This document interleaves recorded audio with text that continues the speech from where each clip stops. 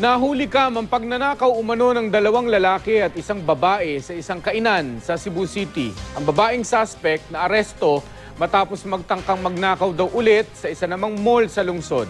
Makibalita tayo kay Nico Sereno.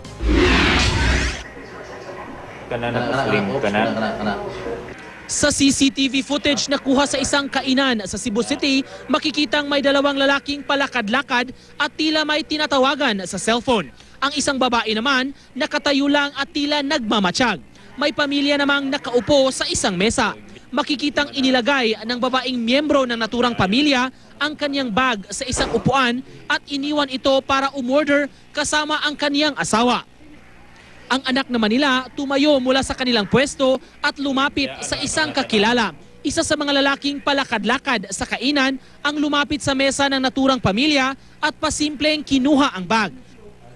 Inabot naman niya ito sa babaeng palingon-lingon kanina sabay labas ng kainan.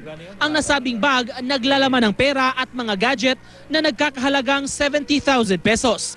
Wala pang isang oras ang nakakalipas, isang insidente rin ng pananalisi ang nai-report sa isang mall. Hindi nakuha ng mga salarin ang bag dahil agad itong napansin ng may-ari.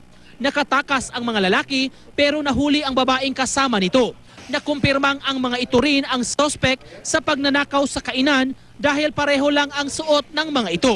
Within 25 minutes lang, tira na sa dito. Ang naarestong suspect na si Selena Mendez umaming miyembro ng Salisigang. Pero ayon sa kanya, galing sila sa Ormoc at pumunta ng Cebu para mambiktima. Kung sa may inyong modus, Mrs. Lipat-lipat lagi. Mo lang na. Ngayon, dito pa sa ilos siya.